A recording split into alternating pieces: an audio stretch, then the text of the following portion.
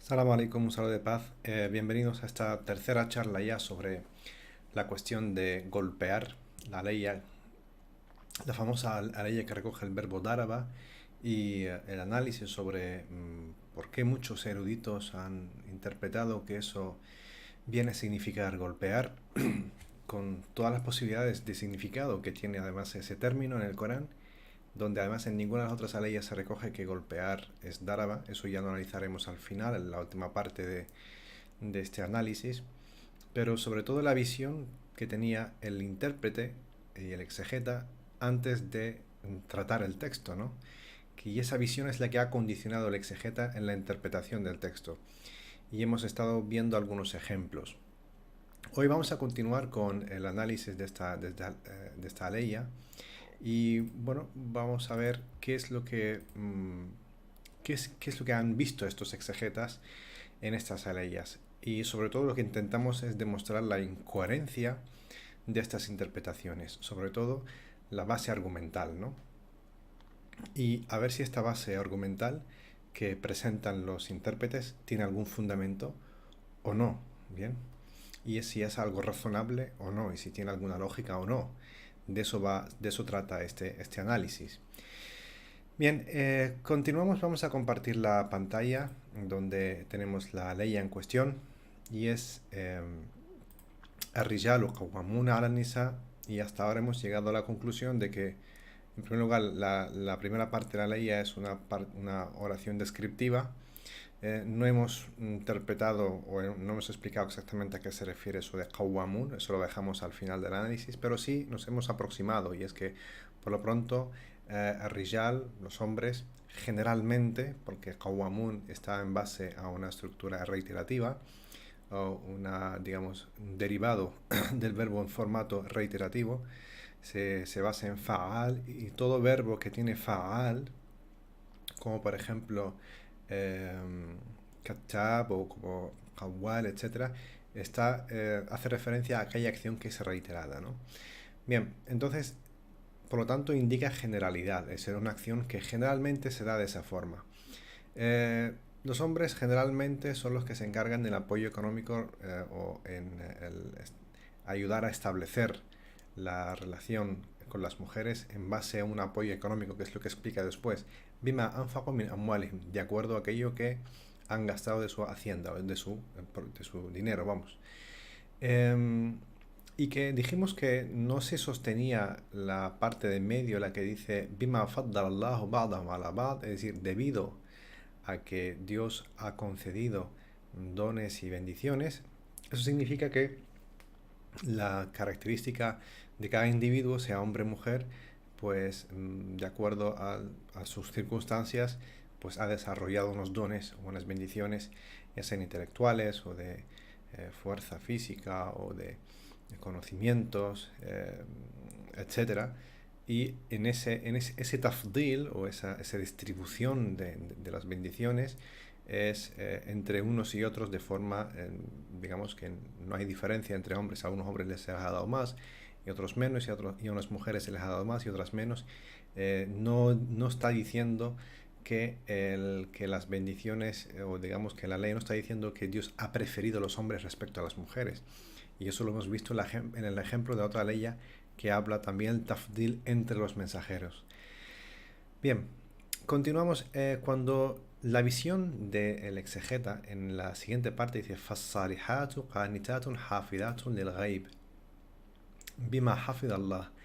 Bien, como todo gira en torno al hombre de acuerdo a la mente del exegeta, es decir, el centro para el exegeta es el hombre, el varón, todo lo demás gira en torno a él.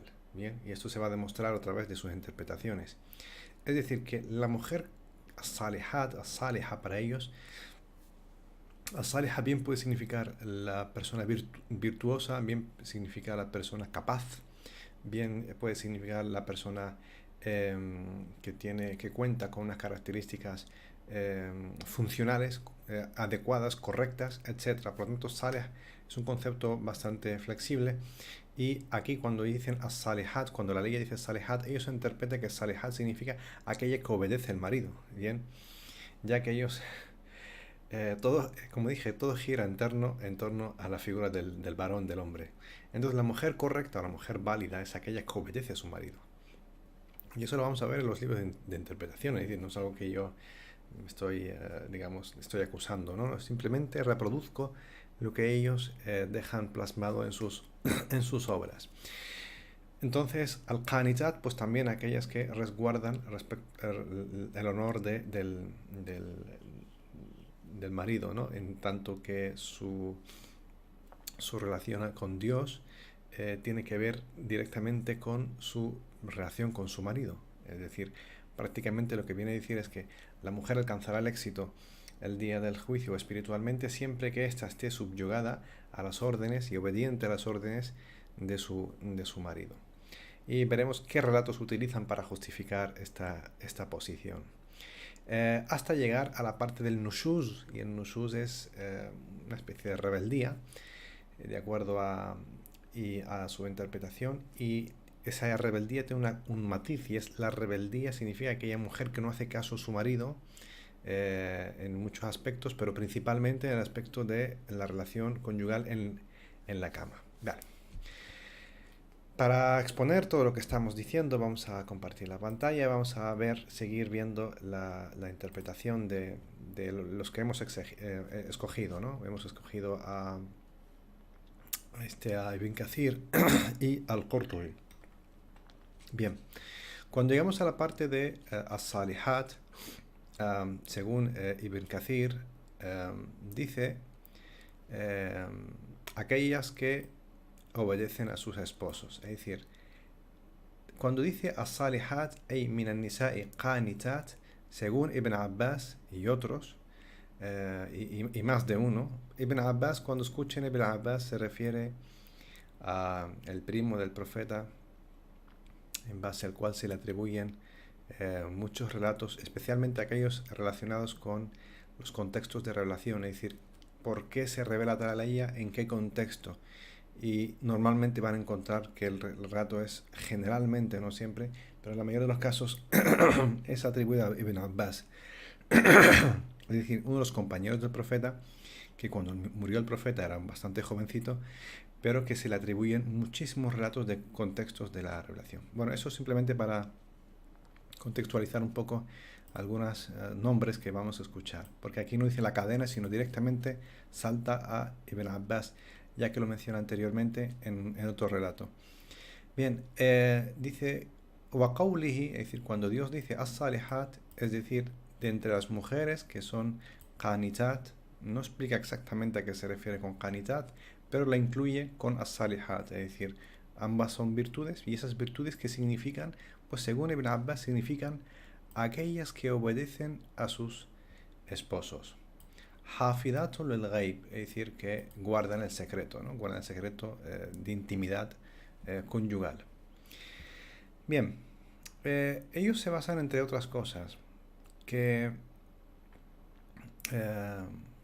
algunos relatos, por ejemplo, un relato dice que las mujeres, de entre las mejores mujeres, son aquellas que cuando la ves te alegra la vista, ¿no? Y cuando le ordenas algo, te obedece. Bien, y cuando te ausentas, protege tu honor o protege el secreto conyugal, ¿no? Bien, pues es interesante esta parte, ¿no? Dice, y cuando le ordenas algo, te obedece. Es decir, como si fuera algo normal y... es decir, tratan el hecho de la obediencia de la mujer al marido como de lo más normal del mundo. Continuamos en otros relatos que utilizan también.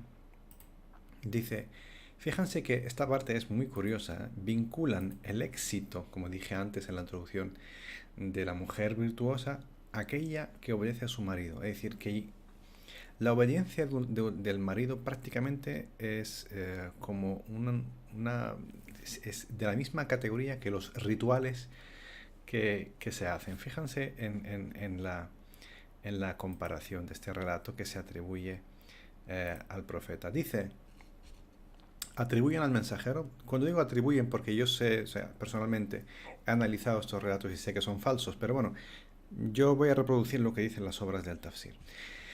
Eh, Dice, atribuir al mensajero ida sallat al mar o hamsaha, es decir, cuando la mujer rece sus 5 oraciones y ayuna su mes y protege sus partes íntimas, ¿vale? Luego en las explicaciones te dicen excepto para su marido, ¿no? Pero bueno, tal como está relatado, es así. Dice, y obedece su esposo, se le dice, entra al paraíso de cualquiera de las puertas que quieras, ¿vale?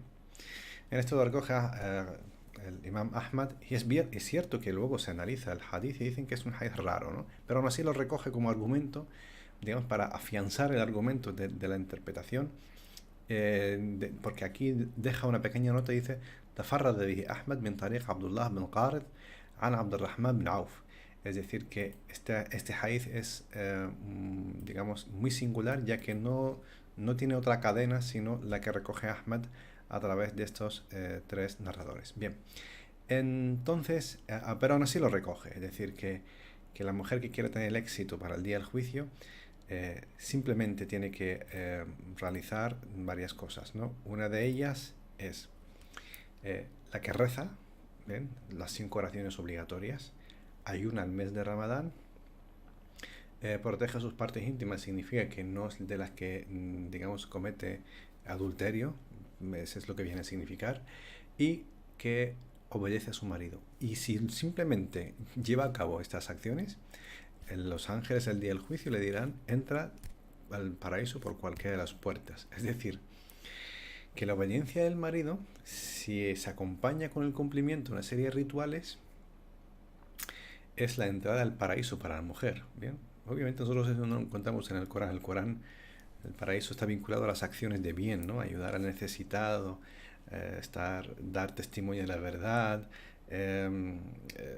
a cualquier obra de bien, sobre todo las obras, ¿no? Principalmente son las obras de bien, y de aquello que se beneficia a la sociedad, el conocimiento, etcétera, etcétera. Esto es lo que dice el Corán, pero lo que dice este hadith no tiene nada que ver con ayudar a un huérfano, simplemente si tú rezas, ayunas y obedeces a tu marido y no le engañes con otro hombre, eso ya te garantiza entrar al paraíso. Y eso no tiene absolutamente nada que ver con lo que dice el Corán. Bien, pero Ibn Kathir lo utiliza como refuerzo argumental de esa idea de la obediencia de la mujer por parte del marido, que explica que el significado salihat, al qanitat, al hafidat, esas son, significan aquellas mujeres que obedecen a su marido, porque en base a estos relatos, ¿no? Estos relatos que además reconocen parte de que son extraños, pero lo utiliza como argumento, ¿no? Bien, continuamos. ¿Acaso Ibn Kathir es el único que pensaba esto? Bueno, de hecho aquí hay un hadith que es extraordinariamente, en fin, muy, muy raro, ¿no? Aquí se atribuye al profeta en otro hadith, también recogido por Ibn Kathir en su tafsir, y es de los hadiths más fuertes que uno puede leer, ¿no? Dice, cuando se atribuye que el profeta dijo, ¿no? O que el mensajero dijo, si tuviese que ordenar a alguien postrarse ante otra persona, esa sería la mujer ante su marido, debido a la grandeza del derecho que él tiene sobre ella. ¿Vale? Observan de nuevo, ¿no? Que la mentalidad del relato es construir relatos atribuidos al profeta que afianzan la superioridad del hombre respecto a la mujer. Y hasta el punto de atribuir al profeta una posibilidad que es postrarse ante una persona, es decir, hacer el sujud literalmente, como acto de reverencia.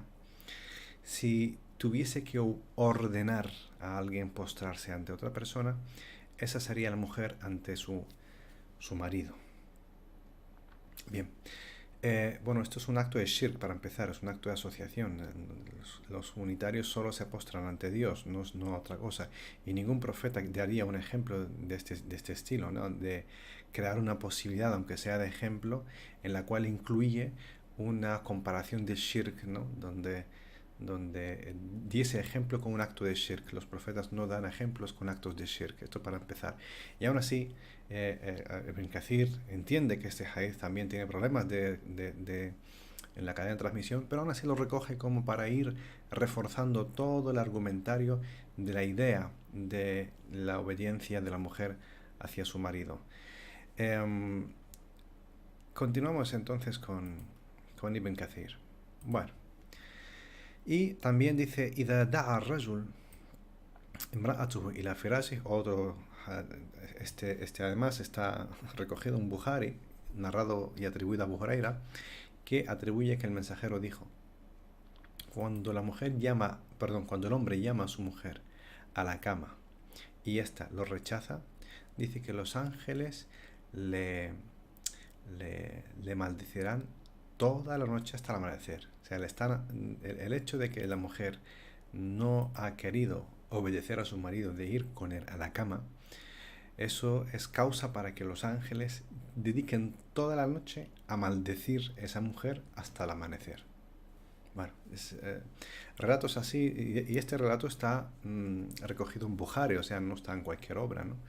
De hecho, y atribuido a Abu Huraira. Bueno, no voy a criticar más de lo que ya se escucha del relato en sí. Bueno, también observamos que vamos a por el de Al-Qurtubi. Al-Qurtubi, en esta parte, la de As-Salihat, bien, dice al-Maqsud, bien, es la parte cuarta de la sección cuarta de la ley. As-Salihatu qanitatun hafidatu lil ghaib, hada kulluhu khabar. Bueno, todo es un atributo, porque claro, está en la parte de oración le corresponde ser el atributo. Bueno, porque él está organizando la oración por partes. Me parece correcto. Dice, y wa maqsuduhu, es decir, el propósito de esta descripción, que as-salihat, las virtuosas, qanitat, hafidat, las que conservan lo oculto, hafidat al-ghaib, lo oculto significa aquí el secreto conyugal, wa maqsuduhu al-amr bi ta'ati az-zawj. Fíjense que cuando uno lee as-salihat, qanitat, hafidat lil-ghaib, bien, virtuosas, pudorosas, que conservan el secreto conyugal.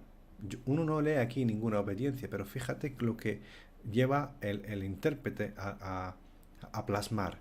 Dice, el propósito de eso, que no lo pone en ninguna parte, es el mandar, es decir, es una orden a la mujer, o sea que esta ley incluye una orden a la mujer en obedecer a su marido y cumplir con el derecho de él, tanto en sus propiedades, conservar sus propiedades, como en sí misma, es decir, el derecho de él sobre ella.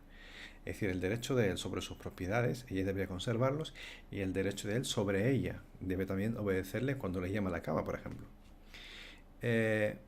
Y también sobre ella en el sentido de que debe resguardarse de no relacionarse con hombres o divulgar los secretos familiares cuando él está ausente. Y luego también recoge una hadith en Abi Daud, donde el hadith que hemos dicho antes, ¿no? Dice, la mujer, la khairun nisa allati nadarta ilayha, la mujer, la mejor de las mujeres es aquella cuando la ves, te agrada, etcétera, ¿no? Hasta y que cumple con sus, perdón, y cuando le ordenas te obedece, y cuando te ausentas te conserva, ¿no? Utilizan el mismo relato que utilizó Ibn Kathir, porque prácticamente van a repetirse los mismos digamos, argumentos, los mismos relatos que se utilizan para los mismos argumentos. Bien, hasta que llegan todos a la parte de, en fin, vamos a, antes de llegar a la parte, concluir, ¿no? Es decir, que las mujeres que son virtuosas, que son pudorosas, que son respetuosas, que conservan el secreto conyugal, no son en sí solamente eso, sino que además el exegeta saca un concepto de estos atributos donde incluye la obediencia al esposo, al marido. Una obediencia de tal categoría debería ser esa obediencia hasta el punto que si el hecho de que le desobedezca, por ejemplo, para mantener relaciones esa noche, los ángeles la maldecirán toda la noche hasta el amanecer. O si el profeta tuviese que mandar a alguien, fíjense el concepto de obediencia aquí para que entendamos hasta qué nivel es esta obediencia. El relato este que han recogido atribuido falsamente al profeta, donde dice, si tuviese que pedirle a alguien a postrarse ante otra persona, esa sería la mujer ante el marido. Bien, eso es lo que entendieron de estas tres palabras, o sea, as-salihatu, al-qanitatu, al-hafidatu lil-ghaib. No pone nada de eso ahí, pero es como se impone la visión al texto. La visión está fuera del texto, pero se plasma en la interpretación. Bien. Continuamos entonces. Vale. Tenemos la parte de nushuz. Vamos a ir primero a la 3.434. Dice: الرجال قوامون على النساء بما فضل الله بعضهم على بعض وبما أنفقوا من أموالهم. Bien, estábamos aquí, ¿no? الصالحات قانتات حافظات للغيب بما حفظ الله. Dice: واللاتي تخافون نشوزهن فعظوهن واهجروهن في المضاجع واضربوهن. Bien, en primer lugar, ¿quiénes son واللاتي تخافون نشوزهن? Aquellas que teméis por su nushuz. ¿Qué es nushuz? ¿Cómo lo entendieron ellos? Vamos entonces al tafsir de Ibn Kathir. Bien, dice واللاتي تخافون نشوزهن significa aquellas mujeres que teméis que digamos teméis que se rebelen contra sus maridos. Dice والنشوز هو الارتفاع. Bien, el nushuz aquí es el irtifa, y eso es cierto, es decir, el nushuz es un término que significa el irtifa.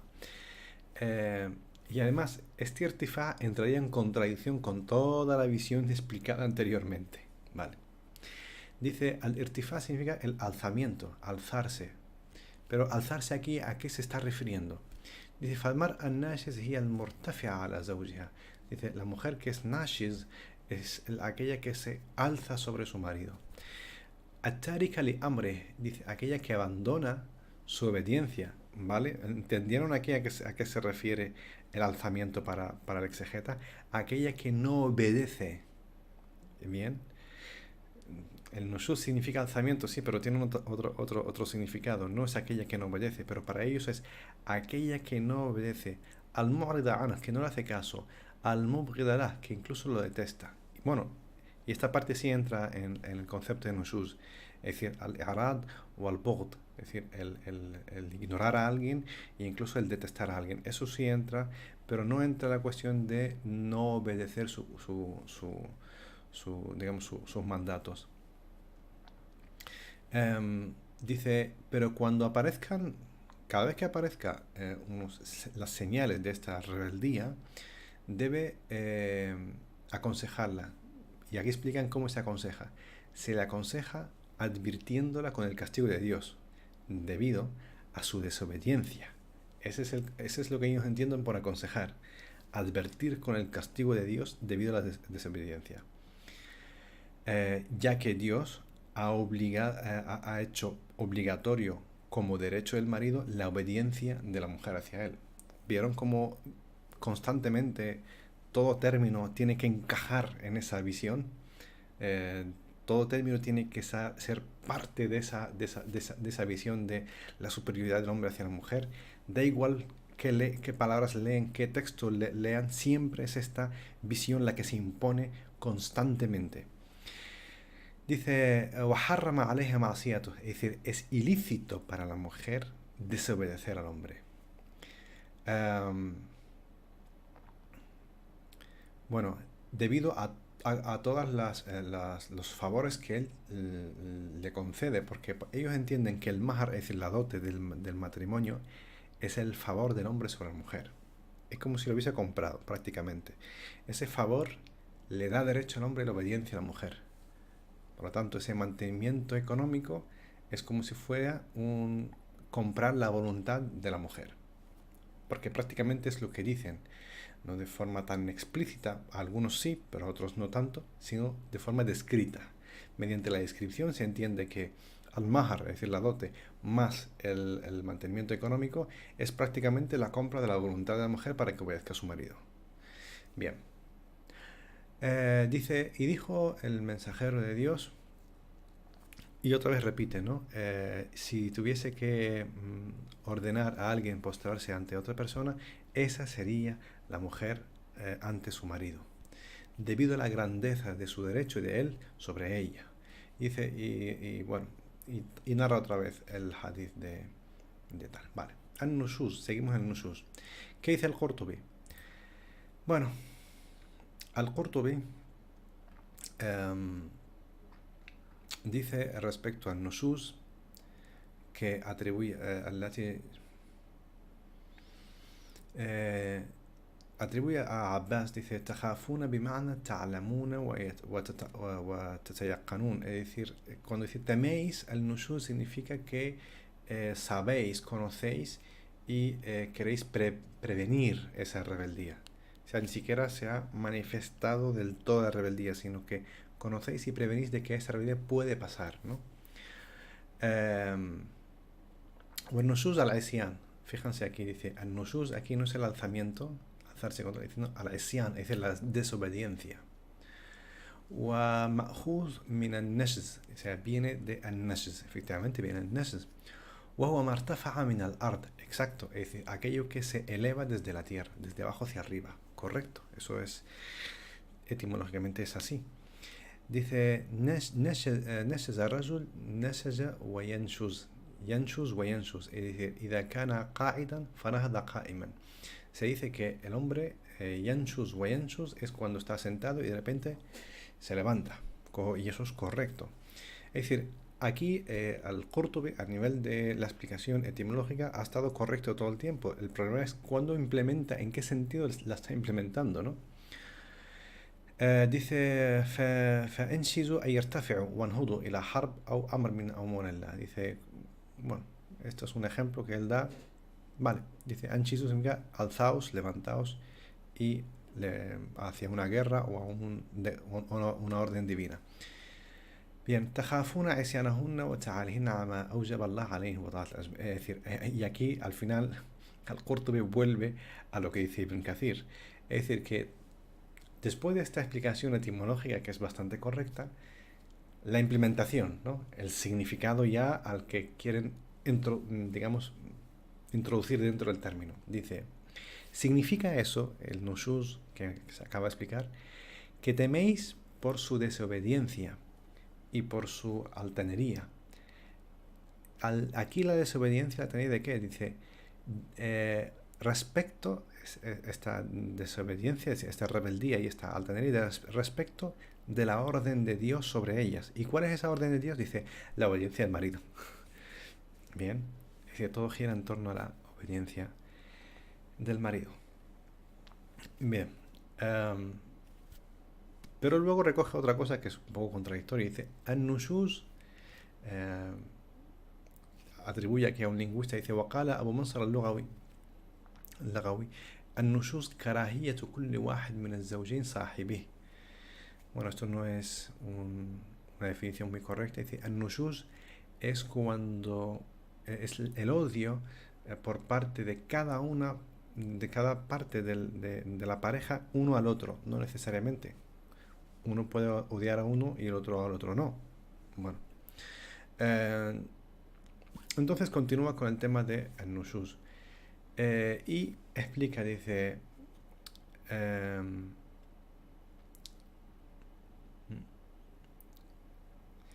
dice, نشزت المرأة استعصبت على بعلها.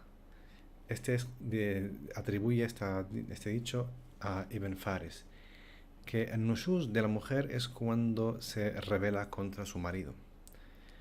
Eh, bueno, entonces, para resumir, porque es muy, muy largo, tanto Ibn Kathir como el Qurtubi, entre otros, em, entienden que as-salihat, al-qanitat, etcétera, son aquellas que obedecen al marido, mientras que aquellas que se rebelan, por lo tanto, son aquellas que desobedecen al marido.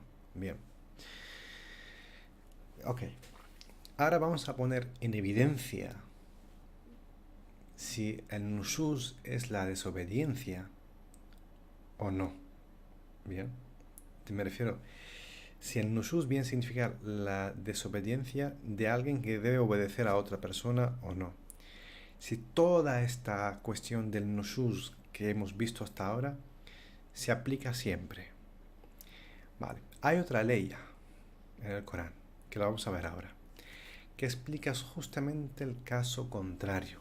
Es decir, cuando las mujeres temen el nushuz de sus maridos y no cuando los maridos temen el nushuz de sus mujeres, ¿vale?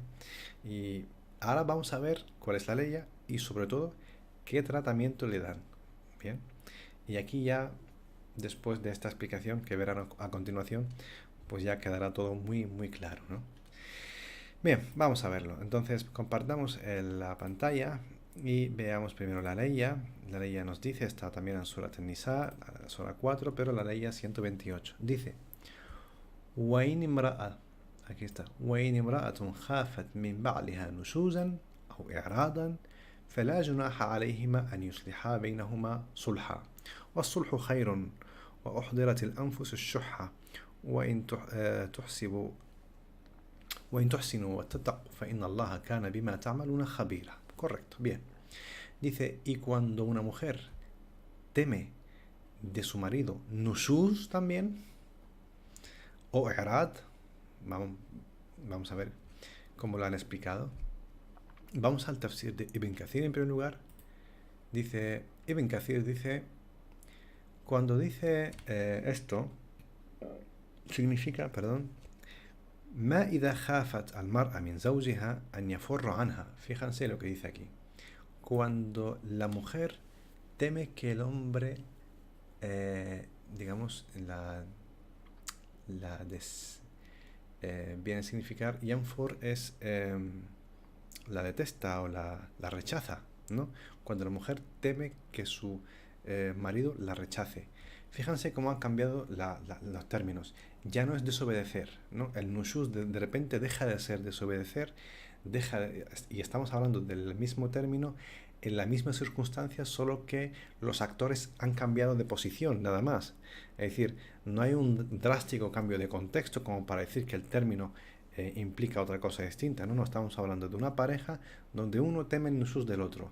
Antes era el hombre respecto a la mujer, ahora la mujer respecto al hombre. Por lo tanto, el contexto propiamente dicho no ha cambiado. Lo que han cambiado son los actores, ¿no? Es decir, la posición, mejor dicho, los actores, porque los actores son los mismos, pero su posición ha cambiado. Se ha intercambiado los roles. El que ahora teme el nushuz es la mujer respecto al marido y no el marido respecto a la mujer. Bien. O que la ignore, o sea, teme que la mujer teme que el hombre le rechace o que la ignore. Dice, فَلَهَا أَن تَسْقُطُ حَقَّهَا أَوْ بَعْضَهُ. Es decir, ella puede ceder su derecho, todo su derecho o parte del mismo. Es decir, no sé si se han percatado de repente del criterio. Es decir, cuando un hombre teme que su mujer se rebele contra su obediencia, todas las maldiciones que hemos visto y todos los males que pueden caer sobre ella, ¿no? Pero cuando es el caso contrario, cuando la mujer es la que teme el nushuz del hombre, y el nushuz aquí simplemente lo han traducido como rechazarla, estoy hablando de Ibn Kathir, hay varias interpretaciones, pero todas conducen a lo mismo, es decir, todas estas interpretaciones con sus distintos matices y sus distintos enfoques, pero conducen exactamente a la misma idea, ¿no? Es decir, que cuando la mujer es la que teme el nushuz por parte del hombre, la reacción suya, no es que se le vaya a maldecir al hombre o que el hombre le va a pasar nada, no, no, sino todo lo contrario, es decir, que ella debe ceder su derecho o parte de su derecho, ¿vale? Y ahora veremos en qué se han basado para decir eso. Vale, volvamos otra vez a Ibn Kathir. Bien, entonces, por ejemplo, min nafaqatin, si el marido la mantiene económicamente, pues ella puede ceder de que no la mantenga, es decir, que no gaste. Au kiswatin, o no la vista, no le compre ropa. O mebitin, incluso, ¿no? Incluso la casa, no tiene por qué pagar el alquiler. O un lugar, vamos a decir que en vez de la casa, vamos a decir que mebit, que se refiere a casa, evidentemente, pero nosotros vamos a suponer que se refiere al, digamos, el mobiliario de habitación para dormir, ¿no? Porque puede tener esa connotación, pero evidentemente se refiere también al tema de pasar la noche, es decir, mantener relaciones, ya que es un sustantivo que es polisémico. Vamos a suponer que es lo que más, digamos, los explicadores de esta interpretación han dicho. Mabit significa el pasar la noche, es decir, el mantener relaciones, ¿no? O pasar la noche simple y llanamente, ¿no? Por lo tanto, ella si teme la reacción esta de nushuz por parte de su marido, la reacción suya es que el pobre hombre, ¿no? Que ella ceda su derecho o parte de él, por ejemplo, que no demande que él ayude económicamente o que mantenga económicamente, que no demande que le pague para la vestimenta o que pase la noche con ella. Es decir, que él pase la noche con otra esposa o simplemente no pase la noche con ella, ¿no? O entre otros derechos que ella tiene sobre él. Vale, es decir, que según Ibn Kathir, cuando se trata del hombre, a la mujer se le caen todas las maldiciones, entre otras cosas.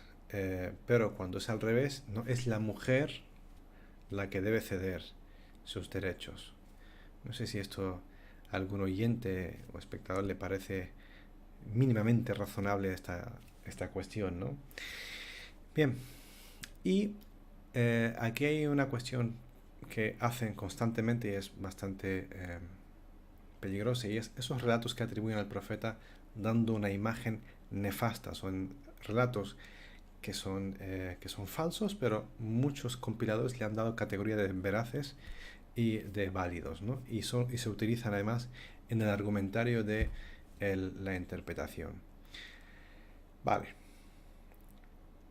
Entonces, ellos atribuyen de que esta ley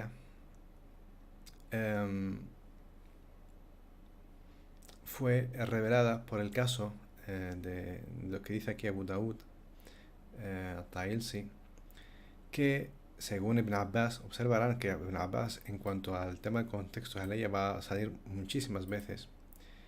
Dice, Hashiat Sauda. Bueno, Sauda se dice que es, en las biografías, que es una de las mujeres del mensajero.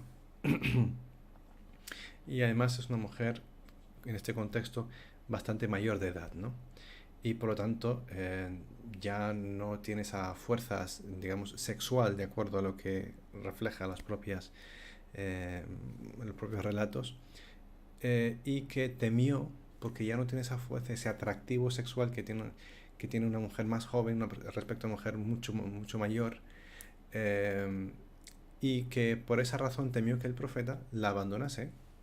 Bien, como ya no sirve sexualmente, ya no es atractiva, no sé qué imagen tienen ellos del profeta para atribuirle este tipo de relatos inventados, pues ella temió que la abandonase. Entonces ella se dirigió al mensajero y le dijo, oh mensajero de Dios, no me abandones, o sea, no me divorcies, y hago que la noche que te toca pasar conmigo la pases con Aisha. Y dice, y así hizo el mensajero, ¿no? Y luego se reveló esta ley, ¿no? Entonces dijo Ibn Abbas, bueno, no voy a continuar relatando más de esta cuestión. En resumen, que cuando se trata y esto también lo recoge al Qurtubi, por cierto, en esta cuestión, recoge prácticamente la misma historia de por qué esta cuestión, es decir, que la mujer debe ceder ante su marido sus derechos cuando ella teme que él puede sentir rechazo de algún modo, o que ya no se siente atraído, o cualquier otro motivo que hace que el marido pues muestre signos de falta de interés en ella y demás. Entonces, al final tenemos, para finalizar ya esta tercera parte que se ha alargado, perdón, tenemos que eh, Salihat son las personas, o sea, las virtuosas son aquellas mujeres que obedecen, pero el nushuz son aquellas que se rebelan contra la obediencia, ¿vale? El nushuz este es contra la obediencia del marido.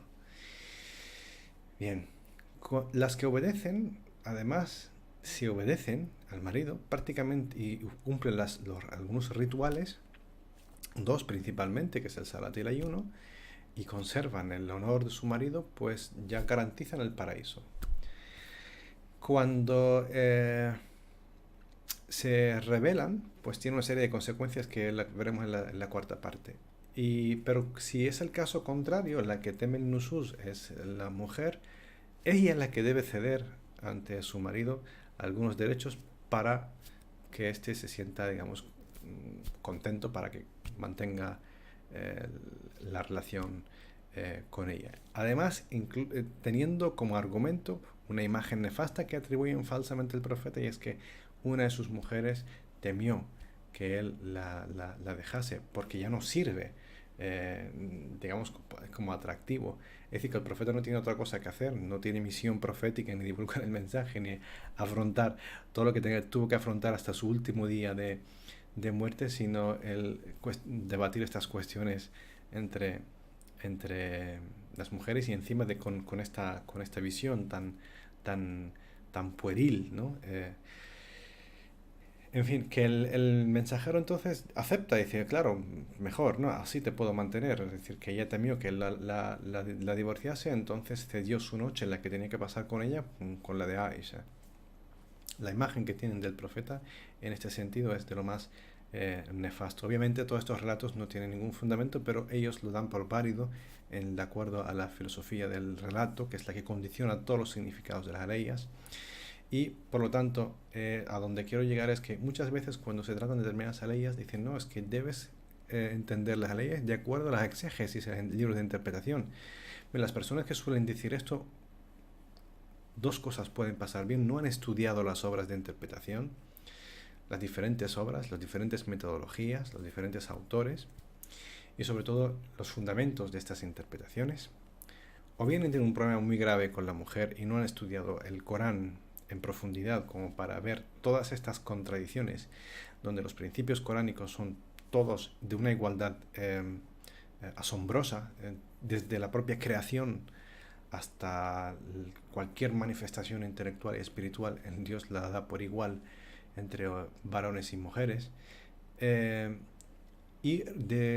Estas personas realmente su desconocimiento debe ser su desconocimiento respecto que no han estudiado en profundidad las obras del tafsir, o que cuando las han estudiado de forma sesgada, o bien ellos mismos tienen problemas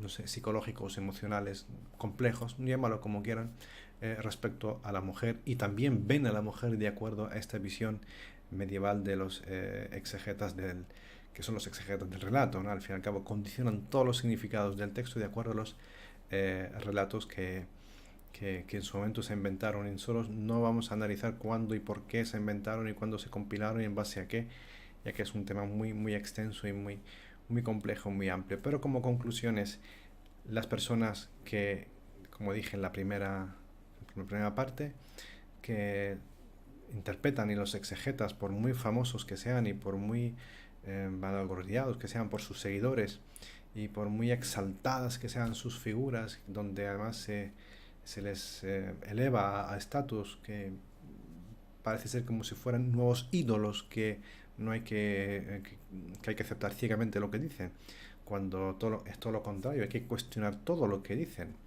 y se les da un conocimiento que no les corresponde, porque quien lee en profundidad una obra de tafsir de Ben Kathir o del Qurtubi, bueno, si ese es todo el conocimiento, pues deja mucho que desear. Claro que esto parece algo soberbio por mi parte, pero bajar estos individuos a la categoría de humanos, o sea, del nivel de ídolo al nivel de humano, es una obligación de todo creyente que no cree en la idolatría de las personas y sabe que las personas aciertan y se equivocan. Y muchas veces nuestros errores son a veces más que nuestros aciertos, ¿no? Eh, y esto es a lo que dije en un principio. Las personas que han hecho estas interpretaciones no son ninguna autoridad que tomamos en consideración a la hora de interpretar cuando leemos el texto del Corán. Utilizamos las herramientas del Corán, que son la lengua y todas las herramientas epistemológicas que necesitamos para entender cualquier texto, y en especial el texto coránico. Y sobre todo vamos a utilizar las herramientas coránicas, es decir, la estructura coránica que nos define el uso del término, el contexto y sobre todo los principios. Si uno de los principios que aparece en el Corán es el principio de igualdad, y que la categoría entre los seres humanos es en base al taqwa, no es en base al sexo, ni a la religión, ni al color, sino en base al taqwa. Entonces el taqwa es el baremo, no es Ibn Kathir o Al-Qurtubi, fulano, mengano, sino el taqwa es el baremo. Y estos baremos y estas características coránicas son los que nosotros vamos a utilizar a la hora de estudiar e interpretar y comprender el texto coránico. Y eso es lo que, inshallah, haremos en la cuarta y última, espero la cuarta o quinta, no me acuerdo cuándo va a ser la última entrega. Sin más, reciban un saludo de paz. Wassalamu alaikum wa rahmatullah.